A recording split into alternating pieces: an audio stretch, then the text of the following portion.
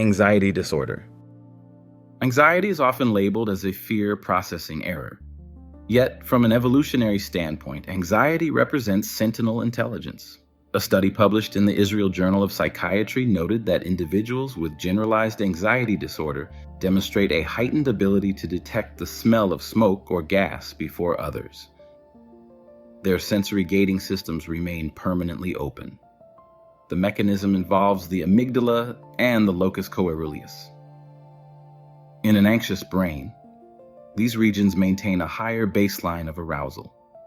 The tribe required members who did not sleep soundly. They needed individuals who reacted to the snapping of a twig when others dismissed it as wind. Furthermore, anxiety correlates with higher verbal intelligence. A study at Lakehead University found that students with higher levels of worry scored higher on verbal intelligence tests. The cognitive process of worrying is effectively a constant simulation of future scenarios. The anxious mind constructs chains. If A happens, then B results, leading to C. This continuous mental modeling strengthens the neural pathways responsible for planning and foresight. While the physical toll is high, the cognitive output is a brain that has already lived through every potential disaster and formulated a response strategy for each. Depression disorder. The medical model defines depression as a disorder of mood regulation, often attributed to a serotonin deficit. However, the analytical rumination hypothesis suggests a different biological imperative. They argue that depression functions as a complex cognitive state, evolved for analyzing complex problems. When an individual encounters a complex social dilemma or a major resource loss, the brain initiates a specific response. It creates a state of anhedonia, the inability to feel pleasure. This mechanism prevents the individual from engaging in distracting activities. It forces a physiological lock. The brain redirects energy from the body to the prefrontal cortex. Blood flow studies of depressed patients show increased activity in the ventrolateral prefrontal cortex, a region associated with intense analytical processing. This state allows for depressive realism. In a study by Alloy and Abramson, depressed participants assessed their degree of influence over an outcome more accurately than non-depressed participants. The non-depressed group displayed an illusion of influence, believing they impacted random events. The depressed brain stripped away this cognitive bias. It analyzed the data without the filter of optimism. This precision allows for a brutal but necessary audit of one's life strategies. Bipolar disorder. Bipolar disorder is characterized by the switching between mania and depression. The superpower manifests clearly in the hypomanic phase. This state is biologically linked to divergent thinking.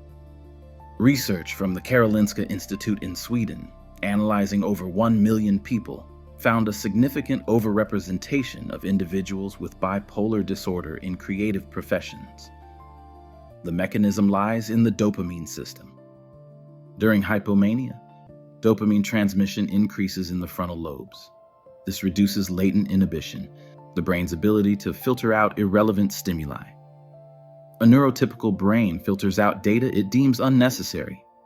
The hypomanic brain processes everything. It connects unrelated concepts, a sound, a color, a mathematical variable, and fuses them into a new idea. This is the definition of creativity. The brain operates with reduced cognitive filtering.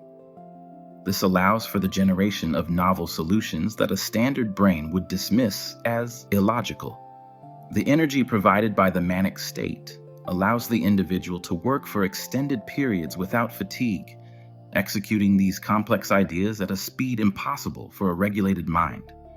The disorder is the result of a genetic gamble. The brain sacrifices stability for a massive, temporary increase in associative processing power. Eating disorders. Anorexia nervosa has the highest mortality rate of any mental illness, yet it reveals a cognitive capacity for absolute cognitive control. The drive to consume food is one of the most primal and powerful instincts in the animal kingdom, regulated by the hypothalamus.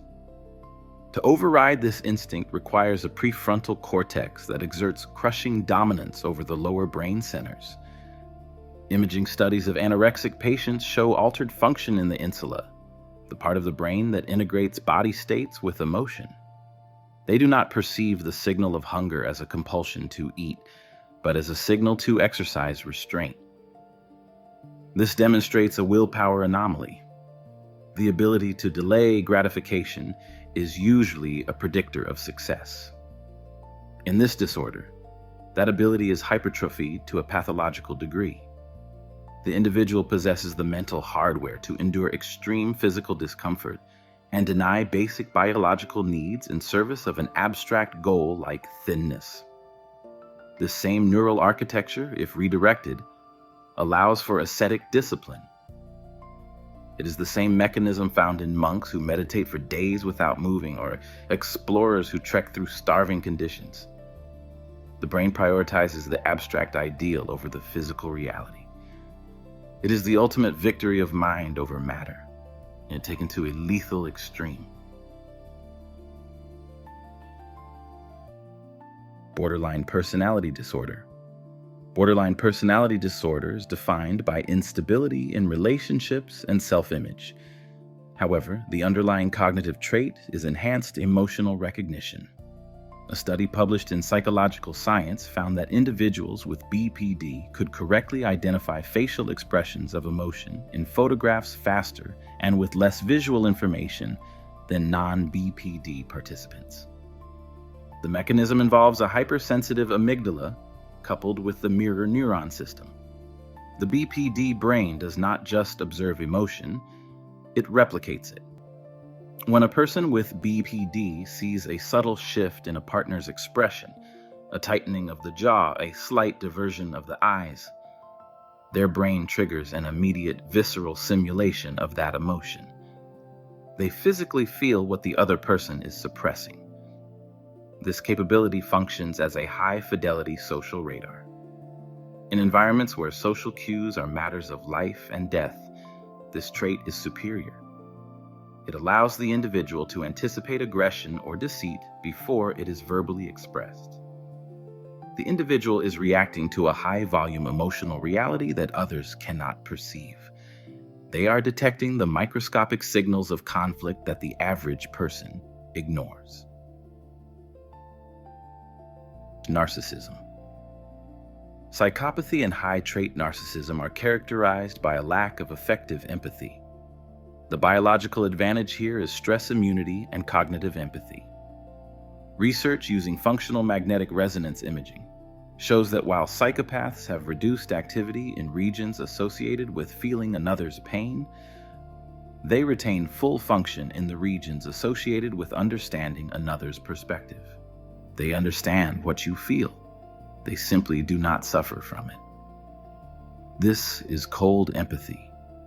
This dissociation is a massive advantage in specific hierarchies. A surgeon must cut into a human body without hesitating due to the patient's pain.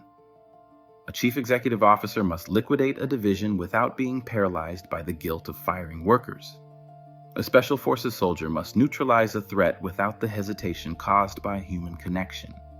The psychopathic brain does not experience the cortisol spike that accompanies inflicting social or physical pain. They remain cool under pressure because the biological feedback loop that generates guilt is disconnected.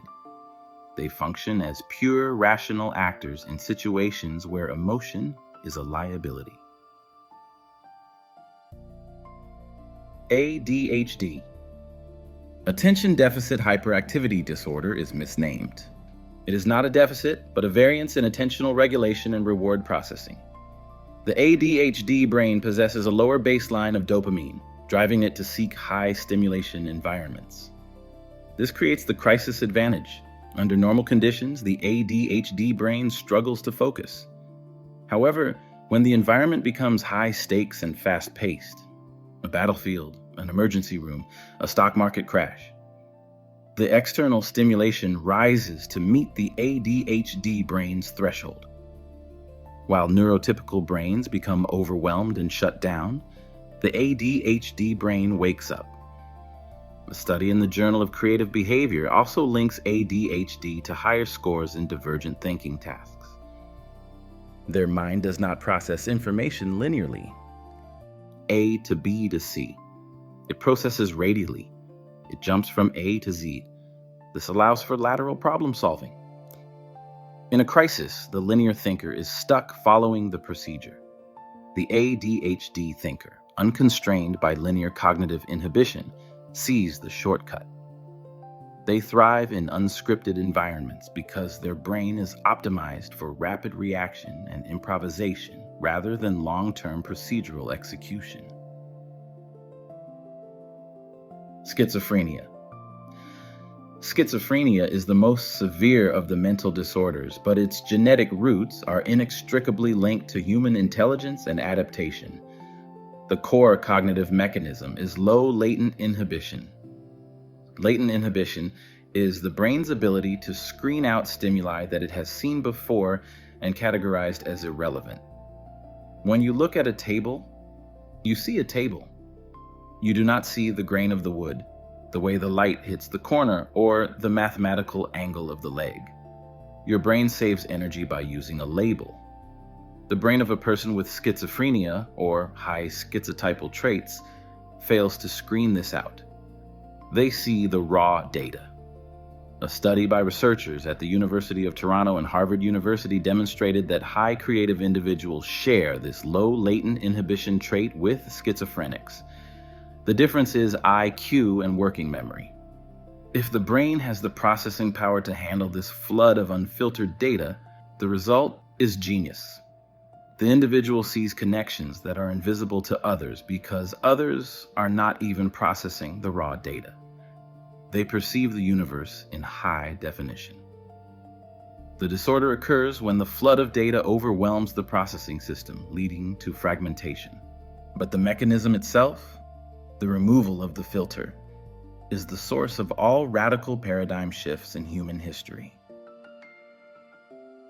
Obsessive-Compulsive Disorder.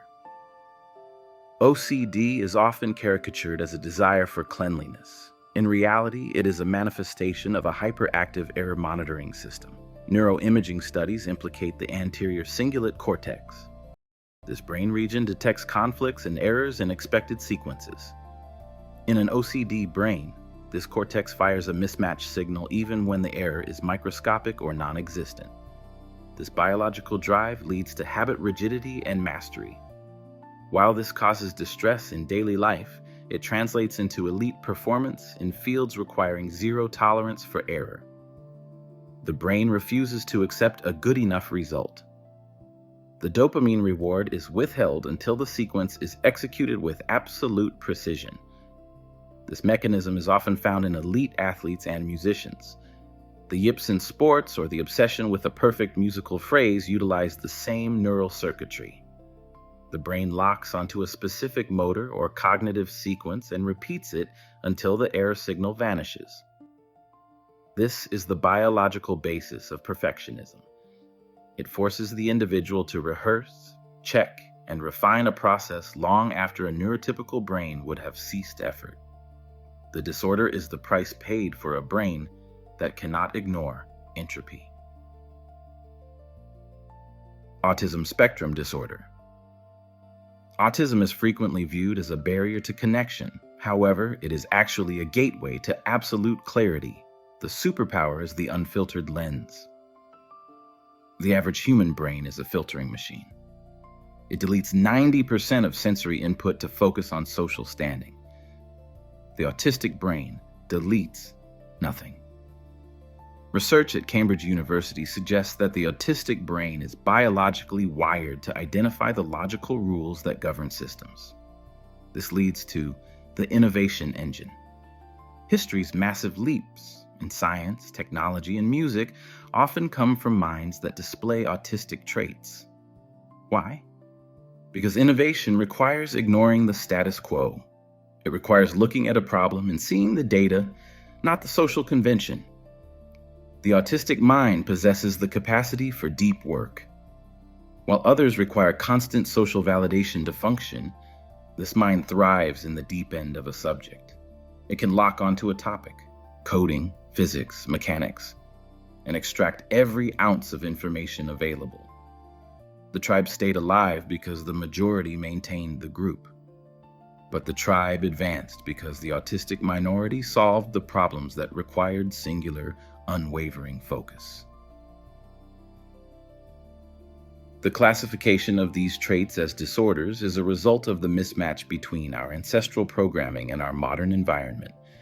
We built a world of predictability, sedentary labor, and social safety. In this world, the hypervigilant sentinel is called anxious. The divergent thinker is called bipolar. The unblinking analyst is called depressed. A healthy society does not consist of identical, stable, neurotypical brains. It requires a portfolio of cognitive strategies. It needs the risk takers, the sentinels, the obsessive optimizers, and the lateral thinkers. The suffering experienced by the individual is real, but it is often the friction heat generated by a mind running a specialized operating system in a world designed for generic hardware. The goal of understanding is not to romanticize the illness, but to recognize the utility of the underlying mechanism. If this video gave you a reason to respect your own internal battle, tap like. And if you want to explore the biological advantages of every mental state, subscribe. And remember, you must learn to channel the voltage rather than simply trying to cut the wire.